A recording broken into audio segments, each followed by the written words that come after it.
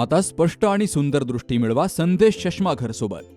मोफत डोळे तपासणी, नवीन कलेक्शन, आकर्षक ऑफर्स आणि सवलती. नवीन अल्ट्रासोनिक मशीनद्वारे चष्म्याची लाईफ टाईम सर्व्हिसिंग फ्री. डोळ्यांचा नंबरचा चष्मा अर्जंट बनून मिळेल. उत्तम दर्जा आणि योग्य किंमत.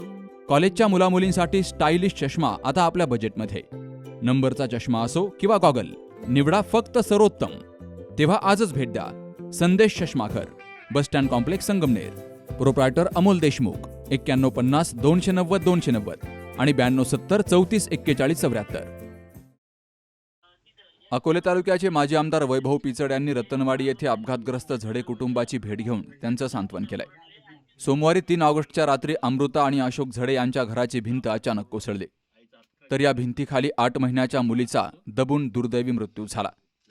मागील 20 दिवसांपासून वीज नियमित नसल्यामुळे घरात अंधार होता. त्यामुळे भिंतीखाली नेमकं कोण कोण दबलं गेलं हे दिसलं नाही. मात्र एवढ्या अंधारात देखील अशोक झडे यांनी त्यांची मुलगी आणि पत्नी यांना भिंतीखालून बाहेर काढलं. यात पत्नीचा हात फ्रॅक्चर झाला तर मुलगी सिरियस होती. शेंडी येथील शासकीय आरोग्य केंद्रात त्यांना मध्यरात्री आणलं गेलं आणि राजूर ग्रामीण रुग्णालयातही दाखल केलं गेलं. मात्र या त्या निष्पाप मुलीचा जीव गेलाय. त्या दुःखातून झडे कुटुंबाला सावरणं खूप अवघड झालंय. वीज वितरणच्या भोंगळ कारभारामुळे एका निष्पाप मुलीचा जीव गेलाय.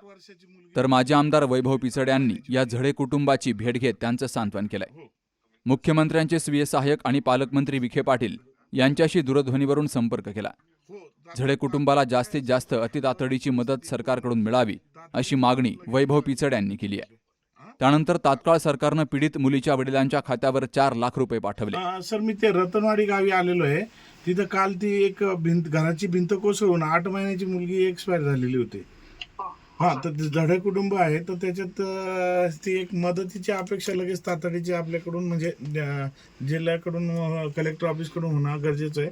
साहेबांना तेवढं कानावर घालायचं होतं विषय तेवढं.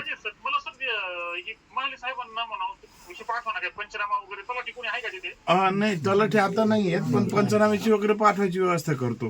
काल मी ना घटना घडल्यानंतर यांना प्रांत साहेबांना कळवलं होतं, तर ती यंत्रणा येऊन गेली इथं थोडीशी.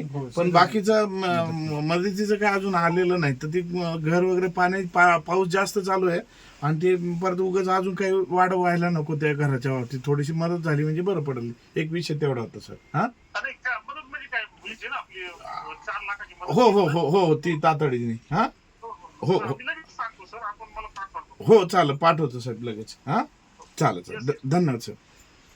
तसेच उडदावणे, पांजरे, घाटगर इथं अतिवृष्टी झाल्यामुळे भूस्खलनग्रस्त शेतीच्या नुकसानीची पाहणी वैभव पिचड यांनी करून लवकरात लवकर पंचनामे करण्याच्या सूचना अधिकाऱ्यांना केल्या.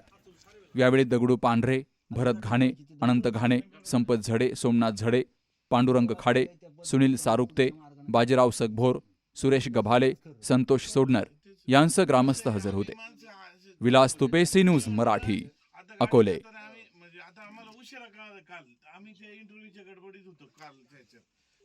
आपल्या डोळ्यांची काळजी घेणारं पोखरकर नेत्रालय आता नवीन ठिकाणी सुसज्ज आणि अद्ययावत स्कायलाइट मल्टी स्पेशालिटी हॉस्पिटलमध्ये.